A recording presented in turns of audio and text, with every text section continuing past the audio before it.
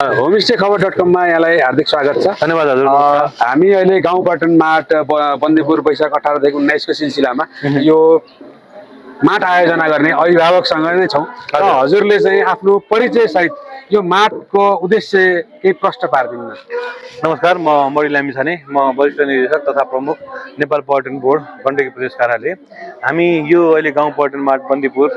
जुन आजबाट स्टार्ट भएको छ, आज र भोलि हुन्छ यो कार्यक्रम, यसको आयोजक हौँ हामी चाहिँ नि। यसपालि यो कार्यक्रम चाहिँ हामीले बन्दीपुर गाउँपालिकासँगको सहकार्यमा र भिट अफ नेपाल गण्डकी प्रदेश च्याप्टर को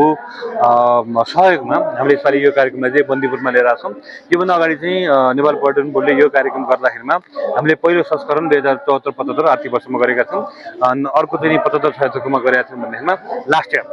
हामीले 81-82 मा गऱ्यौँ र अहिले 82-83 को आर्थिक वर्षमा चाहिँ हामीले यो चौथो संस्करणलाई चाहिँ पोखराभन्दा अलिकति बाहिर लिएर जानुपर्छ भन्ने हिसाबमा चाहिँ हामीले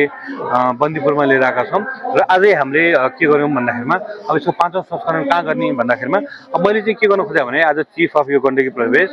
यो तपाईँको जति पनि इभेन्ट एन्ड एक्टिभिटिजहरू हुन्छन् यो मेरो सुरुवातको चरणमा भनौँ न, यो अब यहाँ आएको मैले काम गर्न थालेको 14-15 महिना भयो। सुरुवाती 1 वर्ष चाहिँ मैले पोखरालाई ह्यापनिङ डेस्टिनेसन होइन, यहाँ चाहिँ इभेन्ट भइरहन्छ, एकदम ह्यापनिङ ठाउँ क्या। अब त्यहाँ गतिविधिहरू भइरहने, इभेन्ट हुने, एक्टिभिटिज हुने, विभिन्न तपाईँको त्यस्तै खालको गतिविधि हुन्छ भन्ने हिसाबमा यो इभेन्टको सहर हो अथवा एकदम भाइब्रेन्ट सिटी भन्ने हिसाबमा प्रमोट गर्न कोसिस गरेका थिएँ। त्योले एउटा रूप लिइसके पछाडि अब चाहिँ नेपाल पर्यटन बोर्डले गर्ने अलिक ठुल्ठुलो खालका कार्यक्रमहरूलाई चाहिँ पोखराभन्दा पनि अलिकति बाहिर अलिकति डाइभर्सिफाई गरौँ होइन, अन्य तपाईँका पोटेन्सियल डेस्टिनेसनहरूलाई पनि अलिकति माथि लिएर भन्ने हिसाबमा यसपालि हामीले पोखराभन्दा बाहिर यो चौथो संस्करण लिएर आयौँ र आगामी हाम्रो पाँचौँ संस्करण चाहिँ गोर्खामा गर्दैछौँ। जस्तो गण्डकी प्रदेश आफैमा गाउँ पर्यटनको अथाह सम्भावना भएको प्रदेश हो र त्यो प्रदेशको टुरिज्म बोर्डको हजुर अभिभावक हुनुहुन्छ र अहिले हजुरले राम्रो कुरा गर्नुभयो। सेन्टरमा मात्रै गर्नुहुँदा त्यसलाई डिसेन्ट्रलाइज गरेर विकेन्द्रीकरण गरेर चाहिँ ठाउँ ठाउँमा यसलाई पुर्याउने र अर्को वर्षको गाउँ पर्यटन मार्ट चाहिँ अघि भर्खर मैले मेयर साहबलाई भेटेर चाहिँ गोर्खाको उहाँले चाहिँ हामीले जिम्मेवारी लिएर आयौँ है अब भनेर जानुभएको थियो खुसी भएर। यसरी चाहिँ ठाउँ ठाउँमा पालिकामा यसलाई विकेन्द्रित गर्दै लाँदाखेरि र अहिलेसम्मको अनुभव गाउँ पर्यटन मार्ट गरिसकेपछिको अनुभव कस्तो पाउनु भएको छ, कसरी त्यसलाई पर्यटनमा बढावा चाहिँ दिइरहेछ भन्ने कुरा पाउनु भएको छ। जस्तै हाम्रो यो अहिलेको चौथो संस्करणसम्म आउँदाखेरिमा चाहिँ योपालि अब हामीले तेस्रोमा अलिक एकदम राम्रो पोलिसिङ गरेर आएको थियौँ। किनभने चाहिँ गण्डकी प्रदेशमा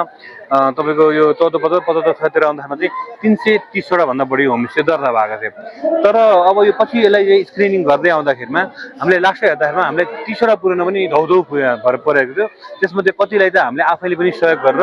त्यो भनौँ न दर्ता नवीकरण अप टु डेट गराएर हुन्छ नि, ट्याक्स क्लियरेन्स सबै चिज गराउनुमा हामीले आफैले पनि अब सूचना पनि मैले 2 चोटि होइन 3 चोटिसम्म पब्लिस गर्नु पर्यो। यो तपाईँको एसएम हुन्छ नि, विभिन्न सोसियल मिडियामा पनि हामीले पटक विज्ञापन दिँदाखेरिमा पनि मानिसहरूलाई हामीले सङ्गनलाई गाह्रो भएको थियो। अनि कतिका फेरि होमस्टेको त्यो तपाईँको अब भनौँ न अब बाउले चलाएर बाउ बितिसकेका पनि भेटिए, कोही चाहिँ अब होइन बुढाले चलाएर बुढा विदेश भयो चलाएर विभिन्न हिसाबमा चाहिँ त्यो होमस्टेहरू चाहिँ हाम्रो सम्पर्कमा हुनुहुन्न थियो अथवा नामको लागि मात्रै भइरहेको हुँदैन। हामीले लास्टमा चाहिँ के भने ओहो यो त भनौँ न त्यो हिसाबको हामीले थाहा भइसक्दाखेरि हामीले चाहिँ त्यसलाई चाहिँ सुरुवातमा हामीले 3-4 भन्दा माथि ल्याउन सकेनौँ। त्यस पछाडि जति पछि जाँदै गयो होइन, हल्ला गर्दै गएपछि चाहिँ हामीले बरु तपाईँहरूलाई चाहिँ यो रिन्यू गर्नलाई सहयोग गरिदिन्छौँ भनेर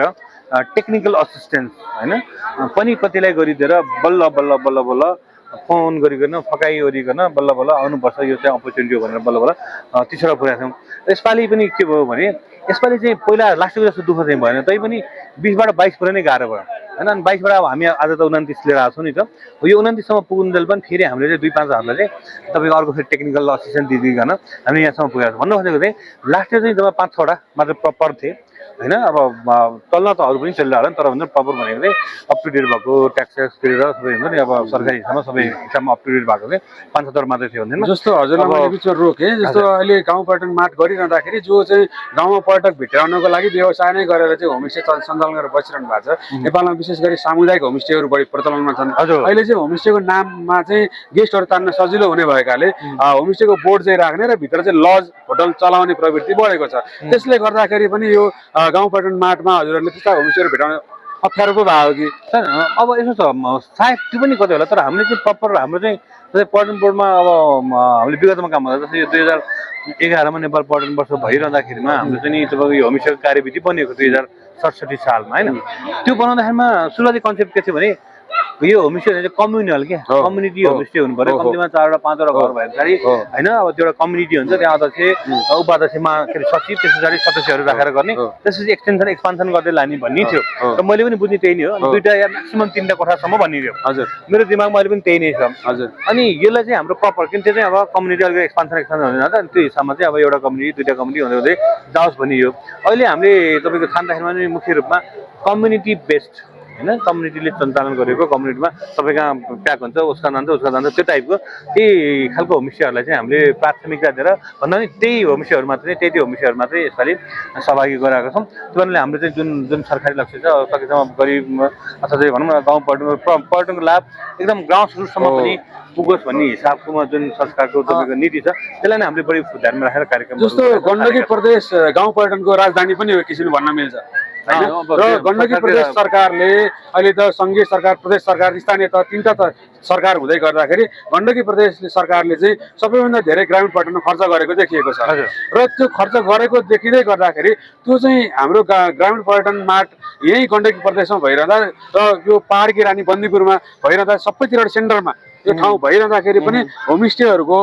र गाउँ पर्यटनमा लाग्ने मान्छेहरूको चाहिँ संस्थागत अनुपस्थिति चाहिँ धेरै देखियो उपस्थिति कम देखियो हामीलाई उपस्थिति गर्न गाह्रो भयो त्यसले गर्दाखेरि सरकारी लगानी कहाँ गइरहेको छ र पालिकाहरूको लगानी पनि कहाँ गइरहेको छ र पर्यटन बोर्डको अनुगमन सिस्टम अथवा पालिकाको अनुगमन सिस्टम चाहिँ अलिकति फितलो भयो कि त्यसमा के भन्नुहुन्छ हजुर मुख्य गरी के छ अब नेपाल पर्यटनबाट आफ्नो काममा एकदम क्लियर छ हामीले चाहिँ यो पर्यटकीय सम्पदाहरू पर्यटकीय गतिविधिहरूलाई उजागर गर्ने त्यसलाई बढीभन्दा बढी प्रचार प्रवर्धनको कामहरू गर्ने हो त्यो हिसाबमा हामीले प्रवर्धन गर्दाखेरिमा चाहिँ हामीले के गर्छौँ भन्दाखेरिमा जुन चाहिँ होमस्टेहरू अथवा जुन चाहिँ संस्थाहरू अप टु डेट छ नि अप टु डेट भन्ने बित्तिकै प्रपर दर्ता भएको होस् त्यसले ट्याक्स समय ट्याक्स होस् रिन्यू भएको होस् र ती संस्थाहरूको हामी साथी हौँ त्यस्तो संस्थाहरूलाई हामीले प्रमोट गर्छौँ त्यस्ता इन्टाइटिजहरूलाई प्रमोट गर्ने भाव हुँदाखेरिमा हामीले अब जस्तै यहाँले नियमनको कुरा गर्नुभयो होइन दर्ता गर्ने नगर्ने भने त्यो चाहिँ